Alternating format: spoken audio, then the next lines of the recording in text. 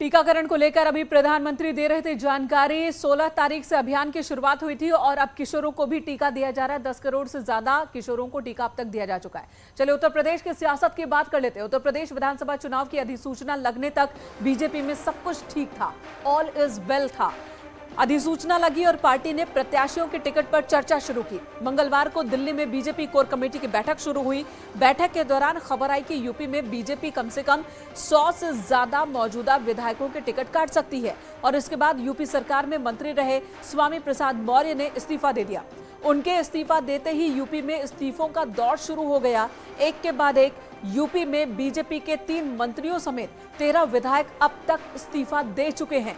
11 जनवरी को स्वामी प्रसाद मौर्य ने इस्तीफा दिया तो 12 जनवरी को दारा सिंह चौहान ने बीजेपी छोड़ दी और आज धर्म सिंह सैनी ने भी मंत्री पद से इस्तीफा दे दिया। खबर है कि कल सभी लोग औपचारिक तौर पर समाजवादी पार्टी में शामिल होंगे। ये 3 तस्वीरें इस वक्त आपके सामने हैं। एक इस्तीफा हुआ और अखिलेश यादव ने पहला ट्वीट किया, पहली तस्वीर ट्वीट की। दूसरे दिन दूसरे मंत्री का इस्तीफा, दूसरी तस्वीर अखिलेश यादव ने फिर ट्वीट की। तीसरे दिन तीसरे मंत्री का इस्तीफा और उनके साथ भी अखिलेश यादव ने एक तस्वीर ट्वीट की है। और इस्तीफा देने के बाद धर्म सिंह सैनी ने न्यूज 18 से कहा कि कई मंत्री इस्तीफा देने वाले हैं और बड़ी संख्या में एमएलए इस्तीफा दे रहे हैं। बीजेपी अब डूबता जहाज है। 14 लोगों की फहरिस्त आप बीजेपी छोड़ के समाजवादी पार्टी में जा रहे हैं। धर्म सिंह जी, ये अपने आप में बड़ी बात है कि आप इतने सीनियर मंत्री रहे लेकिन अब आपने इस्तीफा दे दिया। क्या कारण आप देंगे अपनी ओर से इस्तीफा? कहाँ रहा मैं बसपा में कैबिनेट था, अब राज्य मंत्री था। सीनियर नहीं था, मैं बहुत जूनियर था इस सरकार में।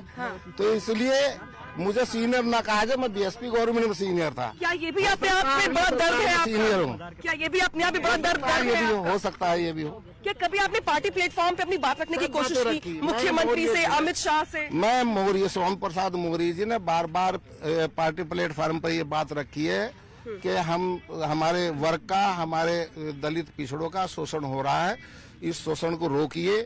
कार्यकर्ताओं को पूरी तरीके से निराशा है, उनका दमन किया जा रहा है। थानों में, तहसील में उनसे पैसे वसूले जा रहे हैं। बगैर पैसे कोई काम नहीं हो रहा, अधिकारी सुनने को तैयार नहीं है। अगर अधिकारियों की कोई शिकायत करता था विधायक मंत्री तो उन्हें डांट फटकार, ऊपर से पंचम तल पर बैठे हुए अधिकारियों तक से उन्हें डांट मिलती थी। इसलिए सब लोगों की जबान बंद थी। आज वो जबान खुल गई है, वो समय आ गया है। अब सब लोग सवाल पूछ रहे हैं कि टिकटों को लेकर संकट था क्या बीजेपी में? शायद यही कारण रहा कि समाजवादी पार्टी टिकट काटने की किसी की हिम्मत है?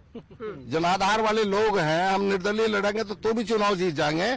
जो ये कह रहे हैं, इस तरह की बात कर रहे हैं, जो बैकडोर से आने वाले हैं, चाहे वो डिप्टी सीएम है, चाहे मुख्यमंत्री हैं, चाहे वो प्रदेश अध्यक्ष हैं, वो लड़ करके देखे, बैकडोर से आए हुए हैं, चुनाव लड़ करके देखे, जमानत जब्त होगी उनकी। अखिलेश यादव ने फोटो ट्वीट कर दी है आपके साथ, यानी मान लिया साइकिल चलाएंगे आप? नहीं, मैं उनसे मिला हूँ, उन्होंने मुझे बुलवाया था, मैं मिला हूँ। उन्होंने कहा कि आप हमारे दल में आ जाओ, तो हमने कहा विचार करेंगे, हमारे नेता विचार करेंगे, स्वामी प्रसाद मौर्य जी जो वो तय करेंगे हम उनके साथ चलेंगे। कल ज्वाइनिंग है आपकी 11 बजे स्वामी प्रसाद मौर्य के साथ समाजवादी पार्टी? स्वामी प्रसाद मौर्य जी जो तय करेंगे उनके साथ कल अगर मान लीजिए वो ज्वाइन करेंगे तो हम भी कल ही करेंगे।